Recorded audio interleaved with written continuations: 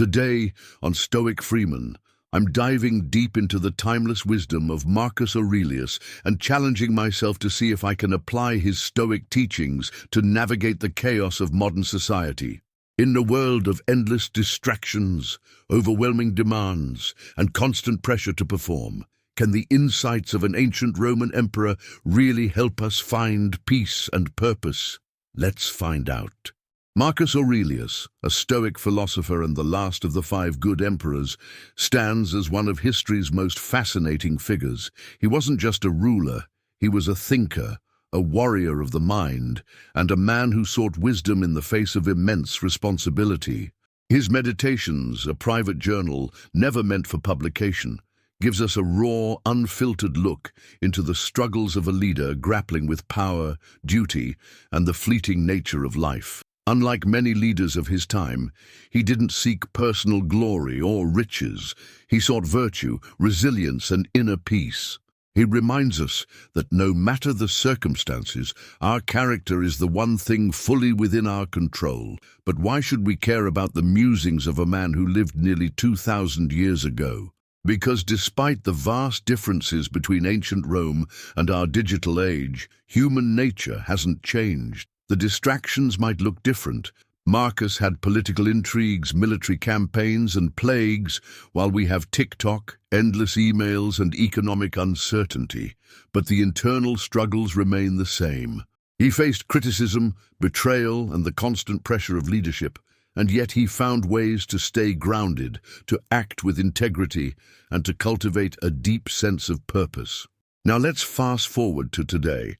We're living in an era of hyperconnectivity, yet somehow we've never been more disconnected from ourselves, from each other, and from what truly matters. Social media has rewired our brains, creating a culture of relentless comparison. We measure our worth by likes and follows, chasing validation from strangers instead of building real confidence.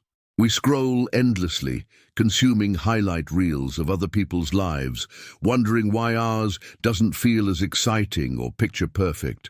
But what would Marcus say about this? He'd remind us, very little is needed to make a happy life. It is all within yourself, in your way of thinking. Instead of outsourcing our happiness to an algorithm, he'd urge us to look inward, to cultivate gratitude for what we already have, and to detach from external approval. Imagine if we measured success, not by how many people admire us, but by how well we embody wisdom, courage, justice, and discipline, the core Stoic virtues. And then there's our obsession with materialism. We work long hours to afford things we don't really need, believing that the next purchase, a bigger house, a newer car, designer clothes, will finally make us happy. But the thrill is always short-lived. The Stoics saw this trap clearly. Aurelius, despite being the most powerful man of his time, understood that true wealth isn't found in possessions, but in contentment. He wrote, "You have power over your mind, not outside events. Realize this, and you will find strength." Think about that. How much of our stress comes from trying to control things beyond our reach? The traffic jam that makes us late, the rude comment from a stranger, the fear of missing out because we weren't invited to some event. We give so much of our energy to things that, in the grand scheme of life, mean absolutely nothing. Marcus would tell us, let go, redirect that energy inward. Strengthen what you can control, your reactions, your habits, your mindset. But perhaps the biggest crisis we face today is our war against time. We rush through life, constantly looking ahead to the next goal, the next achievement, the next milestone. We treat success like a finish line that keeps moving further away. And in doing so, we sacrifice our well-being. We burn out. We lose our ability to be present.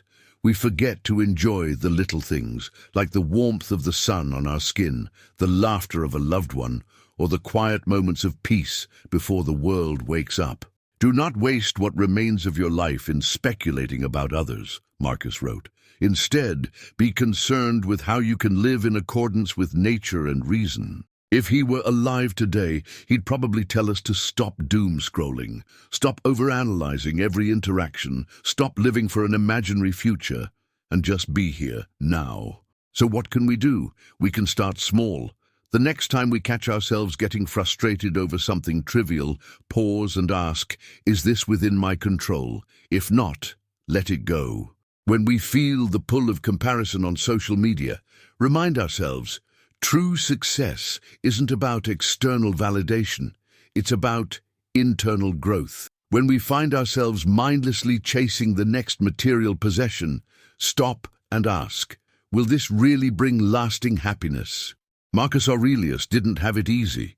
He faced plagues, wars, and political betrayals, but he didn't let circumstances define his peace. If he could find clarity and purpose in the chaos of ancient Rome, then surely we can do the same in our modern world. Let's take his lessons to heart. Let's choose virtue over vanity, wisdom over distractions, and inner peace over external chaos. Because in the end, the only thing we truly own is our mindset, and that, my friends, is the ultimate source of freedom. If Marcus Aurelius were alive today, he would be stunned, perhaps even horrified, by the state of our modern world. As a man who spent his life pursuing wisdom, self-mastery, and virtue, he would find it almost inconceivable how far we've strayed from these ideals. He'd be appalled by how we treat each other, with cruelty, indifference, and a lack of basic decency. He'd be disheartened by how we treat ourselves, constantly seeking external validation, drowning in distractions, and neglecting our own mental well-being. He'd be baffled by our addiction to social media, our relentless pursuit of material wealth, and our disconnection from both nature and genuine human connection. Aurelius, who ruled an empire while maintaining an unwavering commitment to self-discipline and inner peace, would look at our society and ask, what happened to wisdom? What happened to virtue? Why have we abandoned the simple yet profound truths that have guided humanity for centuries? The epidemic of anxiety and stress. The first thing that would shock Aurelius is the sheer level of anxiety that plagues modern society. He lived in a world filled with real, immediate dangers, plagues, war, betrayal, yet he still advocated for a mindset of resilience and inner calm. And yet here we are, living in an age of unprecedented comfort, with all our basic needs met, and we are more stressed than ever before. Why?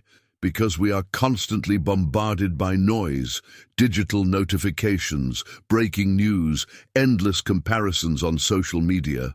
We have become slaves to our own overstimulated minds. We're always worried about the future, replaying the past, or seeking something just out of reach. And it's not just adults. Teenagers today are reporting higher levels of anxiety and depression than any generation before them.